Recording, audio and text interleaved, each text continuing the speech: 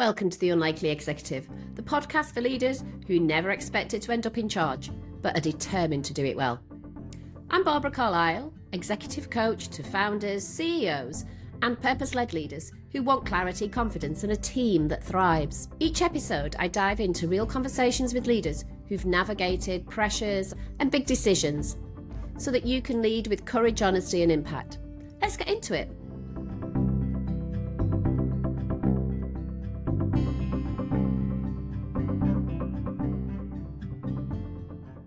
Hello and welcome to The Unlikely Executive. I'm Barbra Carlisle, an executive coach and mentor for construction, housing and engineering professionals who are often managing complex projects and have lots of suppliers and project members to manage and inspire. And this week, I'm really pleased that, So today I've got Roselyn Unegbu with me. She's the delivery director at Thames Water. Hi, Roselyn. Hello, Barbara, and thank you for having me. No, thank you for finding the time to come along. First question I'm going to ask you is, can you just describe briefly what it is that you do? Of course. As you noted, I'm delivery director at Thames Water. I'm responsible for non-infrastructure projects. That's projects above ground, so things like contact tanks, reservoirs, waste processing systems, and we cover London and home counties. Wow, so quite a big geographical area that impacts on many, many people, many homes, many families, many businesses. Okay, so no pressure there then. And not at all. I was just going to say, not at all. On a good day, we have to make sure that people have uninterrupted resilience to drinking water, and we make sure that we, in every way possible, emit pollution into our water systems.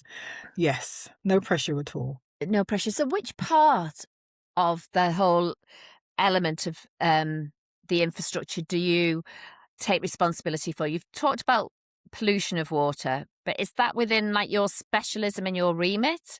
Or is that, do you have people who can report into you on what the state of pollution is in terms of access to fresh water for Thames? Our role is, we are essentially the last cog on the wheel. So we respond to the business priorities of ensuring that the assets are resilient enough to make sure that we continue to deliver clean water at an uninterrupted pace. And we make sure that waste being processed is processed in such a way that is compliant with the right permits, and that our regulators are assured at every given time that we are operating within the confines of that permit and those agreements. So in essence, the key thing for us is to make sure that the assets that we have, the assets that enable these two things to happen, and that is both on the clean water side and the wastewater side, are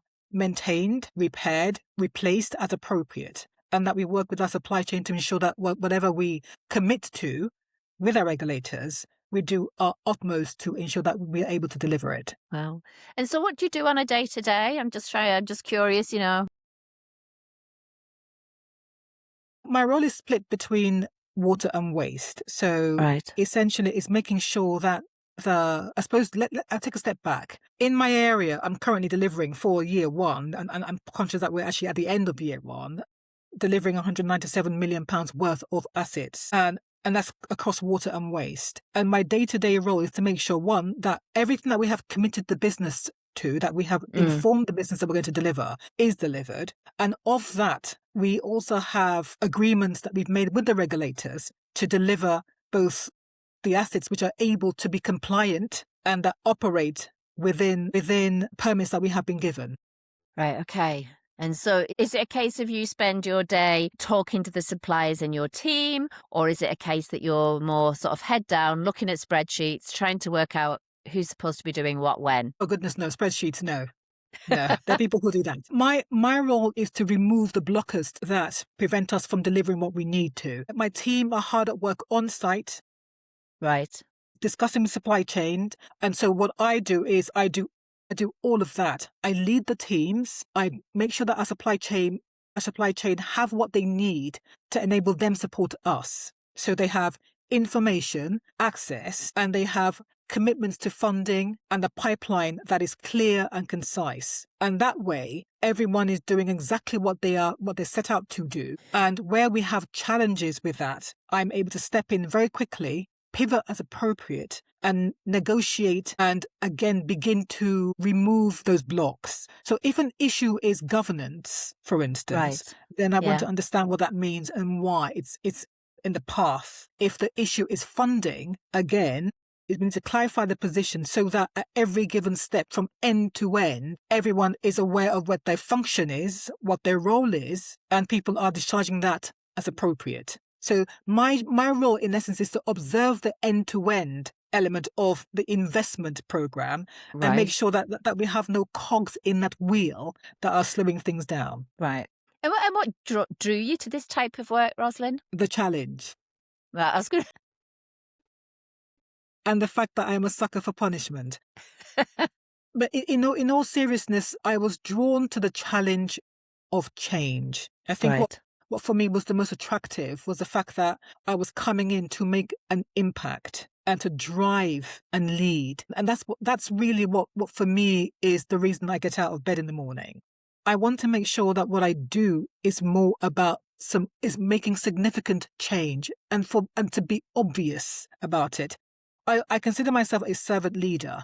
I don't do what I do for the applause at all. I do what I do because I want to see discernible change and impact, both in the people I lead and the outcomes that I commit to. Okay. So you mentioned the word drive there as well, and servant leader, and the two could perhaps not sit that well together. How do you? Because I am assuming, and please forgive me if I'm misassuming, but I'm assuming you have to work at pace and that you have to be very clear, one, to get the answers that you need and then to make the decisions. And how does that align with the sort of servant leadership? I think the assumption that people make about pace and about drive is that you can't do both without being autocratic or overly directional. And that to me is a misconception. The first thing you need to be is very clear as to the vision. And the second thing is to take people along with you on the journey. And you can do that by giving people the information that they need, but by also being very clear that what I do is I want to enable people to do and be their best. And that for me, when I said previous to this that my role is to unblock the challenges that affect my team from delivering, it's exactly that. When my team come to me, they come to me with a confidence that what I'm looking for is a solution. I'm not looking for a blame. I'm not looking to blame anyone for the problems that we have. I'm looking to understand the root causes of it with a view to improving on it and addressing it and then solving it and then moving on to other things. So it's the promotion of growth, both as an individual and as a team. And by doing those two things, it enables that pace to continue. My team say this to me all the time. We know exactly what you are looking for. We know exactly what you are after. So when we come to you, we need to come to you with, this is the problem, Roselyn, but here's what we are proposing to solve it. What are your thoughts? Because the notion of pace is and drive is to continue progression. And I don't do that by cracking the whip. Don't get me wrong, I can be very firm when I need to be. Because again, that is part of good leadership. You have to be able to face difficult questions, answer difficult challenges when needed. But I do so with empathy and respect. And that for me is what it ensures that the pace is maintained. And you talk about team. Are you talking about your direct employees, or my imagination is saying to me that it would be the bigger supply chain, those people you work with regularly? It's everyone. It's my team and the supply chain. Again, the principle remains the same. My philosophy remains the same. Look at my supply chain as collaborators. Yeah. It isn't a client and a servant. Or I use the word servant in an interesting way.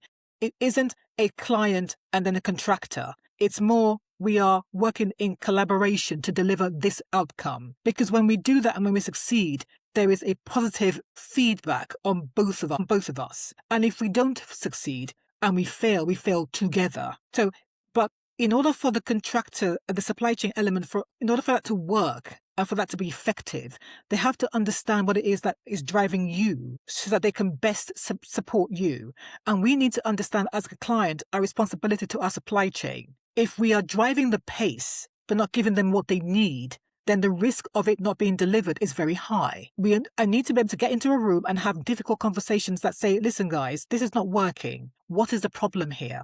And talk to me and let me know. Don't think you can't explain to me because I'm the client. If we are the ones who are the cause of the problems, then feel free to tell me that so that we can learn from it. You're not telling me that isn't helping. And my supply chain have grown used to the way I work. I must say, even when we are dealing with challenges, and there are a lot of them, Barbara, they know that when they come to me and say, look, this is the problem we're finding, and yet hands up, we are the ones that call, and I go, fine, what are we going to do about it? It isn't a case of, you're wrong, I'm right, I'm the client, you must do what I say. There's an element of that, because we are the client and we can't get away from that. But what drives all of this is the fact that we are performing a service to the community and we owe them the responsibility of delivering a resilient asset to make sure that we discharge waste responsibly. And we owe them as payers, we owe them the right to have clear, clean, uninterrupted water supply. And to do that, we have to manage our supply chain responsibly. Yeah. And where did you cut your teeth in this field? Where would you say that you started out? I don't have to go back to day zero necessarily, but where did you really feel that accelerated growth and that passion kick in for this type of work? Oh gosh, where are we now? Where's yeah. So about 20 years ago, I was doing something very different from what I do now. And I went into a meeting to talk about something completely different. And I witnessed one of their project directors at the time talking about the construction of a project. And what drew me to him was his passion, his knowledge, the way he commanded the room, his breadth and depth of knowledge. And the fact that at the time, because I was coming in to resolve an element of the program that wasn't build related. But I sat there and I remember just watching him with a sense of, I like this and I want to do this. And it was completely different from what I set up to do or set out to do, in fact. So I went back and retrained and came back. So you trained in what? Construction project management. Construction project management. Yes. And did you ever tell that person in that room the impact that they'd had on your career? No, because I never saw him again. And I kept thinking to myself, now that we're in the same industry, I must see, there's no way I wouldn't see him, but our paths just never crossed again. Because I really wanted to say to him, you impacted my life. And that's the thing that I like to think that I do now is, when I say I'm not looking for the applause, I'm not. But what I want, and that's why I created Projects in Prism and Prism for Girls. It was to give people the chance to understand that there were no limitations and that one person can truly, unknowingly change the trajectory of your life. But I also wanted to create an environment that I didn't have. And that was one where people were able to ask questions from people who look like them, people who were comfortable talking about difficult challenges and being honest enough to say, yes, we face these challenges because they're the reality that we deal with. And here's how I managed to deal with them. There are no perfect answers, but here's what helped me and hopefully it can help you. And that's really been the defining thread of my personal and professional philosophy is being able to advance professionals within this project management and the wider construction ecosystem, to widen access, create visibility, and to give talented individuals who ordinarily wouldn't have access to routes to either the industry or understanding what they needed to do around qualifications. It's a route to breaking down those barriers. And I'm really passionate about this because I see this happen all the time. You see very talented women who leave the industry 1, 2, 3 years after joining it. And for varying reasons, they've had a really tough time navigating the politics of the industry. I'm not saying that it doesn't exist, and I'm not saying that it still isn't there. It is. But I think in many ways, the courage to say and stand up and say, this is something that I think we need to change. And we change it by working in collaboration. It's not by looking at a them and us situation. This is how can we work together to fix this problem that I see continues even to this day. I say this and I will repeat it. There are no easy answers. No. But there is a willingness to be open-minded about the challenges that we face and looking at how we can resolve them. Because a win for us, bringing more women into the industry, retaining them, keeping them and helping them thrive is a win for everybody. There are no losers in this game. But if we don't acknowledge the challenges and try to work hard to resolve them and talk about them and shed some light into why we're having these problems. Is it a legacy? Is it fear? What is it? And I have always thought of Projects in Prism and Prism for Girls as a place for empathy. It is easy, Barbara, to be resentful of this current status quo and think it's unfair, it's not equitable. That might be the truth. But we don't resolve it by being militant about it. That's my own personal view. Others might disagree, and that's fine. They're within their rights to do so. I'm a strong advocate for talking things out and looking at ways to collaborate. Yeah. So using your strengths, your natural strengths of that collaboration, bringing people together and having that vision that you mentioned before of, making sure that if you want a career in the construction industry, you can have it. And can I just ask about the projects for Prism? Is it targeted at early careers or for any woman in the sector, or is it school, or do you have school-aged children, or do you have different strands? There are two strands. Projects in Prism is for early career upwards. So people who are just starting out, who are unclear as to what it is that they want to do with their careers, people who are mid-level management, people who are senior management. Prism for Girls is targeted at school. Can have it. And can I just ask about the projects for Prism?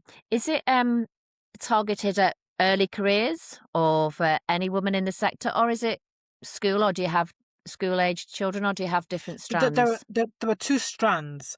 Projects in Prism is for early career upwards. So people who are just starting out, who are unclear as to what it is that they want to do with their careers, people who are mid-level management, people who are senior management. Prism for Girls is targeted at school age. Right. And when you look back at your career, what's been the sort of biggest challenge for you to advance and to be yourself in work? It's been taken seriously in an industry where you find that sometimes your face doesn't fit. Right. It's just a reality. But I also, it's having the courage to step up and say, this is where I want to be. And I'd like to learn from the people who are good at it to help me become better. And I'm not shy as to asking for help when I need it. So I understood that, as in every industry, there is politics, both gender politics and the general industry politics. But the question I keep on asking myself is, what do you want to do, and where do you want to go, and who do you want to be? If it's important for you to succeed, then you have to look all of this in the eye and decide. What's the impact that you're having? And like you said, it can be one person, like making that one person feel that they can have a productive and supportive career. I'm not interested in so much knowing the size to say, well, it must be really successful if it's reaching 3,000 young professionals. Just trying to gauge how many people do you want to help in a year through this program? That's an interesting question.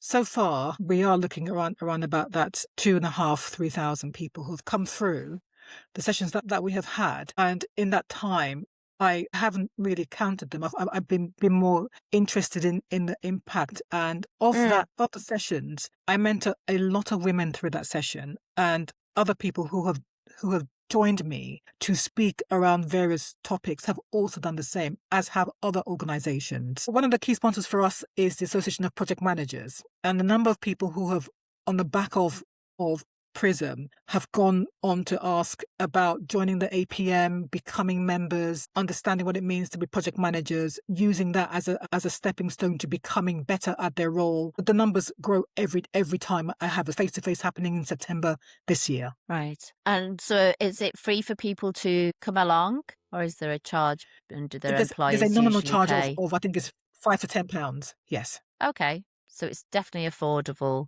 for people. They don't need to get Yes. their sort of employer That permission, is do that, they? and that for me is pretty key. It isn't an organization that's there to make money. It's there to provide access, and it'd be prohibitive if we're charging ridiculous amounts of money to get an entry. So no, Mm. I mean, the cost is admin only. Everything else is free to come along. Right, brilliant. And you've got a body of people who support you as a mentor as well, as in Yes. there's not just you mentoring the sort of No. No. hundreds of women. I, Perfect. I'm I'm always on the lookout for people that I admire, people who are approachable in their seniority, and people who are empathetic to those coming behind them, and who have adopted a mentor mindset and are able to impart that knowledge and provide that opportunity for people who are coming behind them. And those are my criteria for anyone who speaks at a Prism event. And are we talking both men and women? It's been funny you ask that question, because I get men saying to me all the time, it's not fair that you don't get any men coming along. When I started Prism, it was for women only. Yep. And then I got some men saying, well, that's not fair. We would like to come along too. So the last one I had, we had a lot of men attend. And it was fantastic, actually, having both of Yeah. them in the room. And we had ideas bouncing off of each other, which I thought was brilliant. Yeah. Yeah. No, that's great to hear. And I'm conscious of time and conscious of our internet as well. So you mentioned before that there was one person who had a massive impact on you that they don't quite know that they had that impact on you. Have you ever had more formal mentors and coaches who have supported your growth? Yes. There's a lady called Carol Stewart, and I find myself speaking to her on occasions when I'm thinking, okay, I need some clarity of thought here. So I just reach to her and say, hi, you've got 2 minutes. Let's bounce something off of you. And I always leave her feeling even more invigorated than when I started. So Yeah. she's one of my go-tos. But I'm also very fortunate to have close friends who are in that industry, and I'm able to speak with them in a way that always gives me clarity, so that when I need to have a fresh perspective, I'm Yeah. really, really grateful that I have people I can call on, Yeah. who are able to help me navigate my thought process when I need it. Yeah. No, that's brilliant. Do you imagine you wanted to be when you grew up? A diplomat. Don't ask me why. I was fixated on the notion of being a diplomat, which was interesting for me because I was notoriously short-tempered and very impatient. Not the characteristics of a successful diplomat, but I sit here now and I look back on that time and I smile, because in many ways what we do requires a significant amount of diplomacy. Yes. And so I think I've come full circle, really. Whilst not being a diplomat in the strict sense of the word, I've had to become one as part of my role and my day-to-day life and the work I do both within and external to my day job. Because I think diplomacy is the way we achieve things. It is becoming a lot more empathetic and understanding and respectful of the differences. Because I mean, you said it earlier. At some point, you realize that everyone looks just like you, but we need people to be different. People are introverted, people are extroverted. Need coaching. People need to be coaxed out of their shell.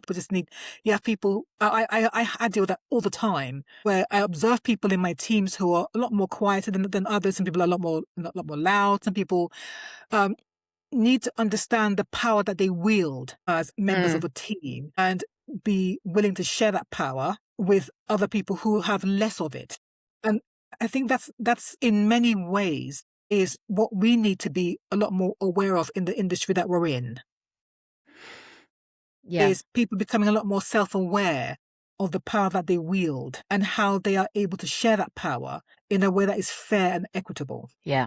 Yeah. No, absolutely. And it makes you feel good when you are able to build on your own power and support others in the process. It's liberating for everybody, isn't it? It is. And some people are unaware of the power that they have, but it's making them aware of what that power is and helping them understand how to harness it in the best way possible. Yeah. Yeah. No, absolutely. And just before we leave, I wanted to ask you, how do you look after yourself, Roselyn, when, if we look on your LinkedIn profile, there's lots of contract work that you've done on massive infrastructure projects. You've gone in, headed up delivery, headed up programs, in for a relatively short space of time, 2 years, just under 2 years.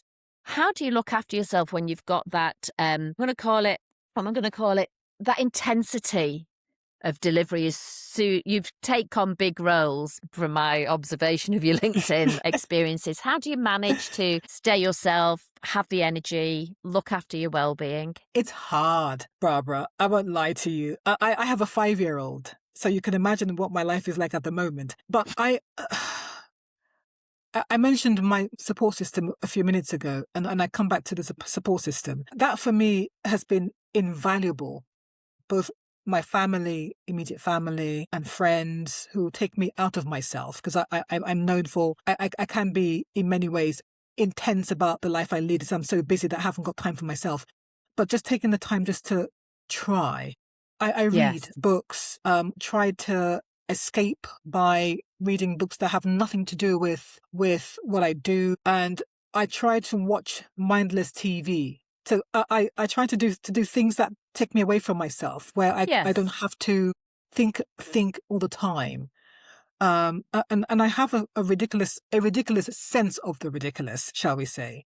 Yes. In that I just step away and just have fun with my daughter, and we play. She's into K-pop now, so I know all the K-pop songs. Barbara, don't ask me how or why. I just know I was them. going to say I don't even know who K-pop are. Is it a Japanese, Korean? Is it? Are they Korean? Yes, that's the one. Yeah. So I've learned a lot about them, and I try to find joy in them, in the mundane. Right, brilliant. And that really is how I unwind, and I step back into myself and just pray, because I do a lot of praying, and pray and just understand that it isn't just about me. And I think just understanding that sense of perspective takes you away from feeling anything but grateful for the life that I have. Yeah.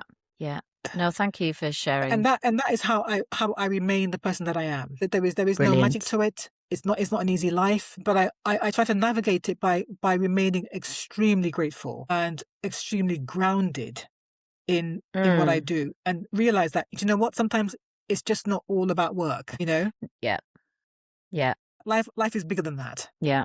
It does sound like you enjoy the pace, the servant leadership, the working with suppliers and contractors in your team to deliver clean water and manage the waste system so as to do no harm. Yeah.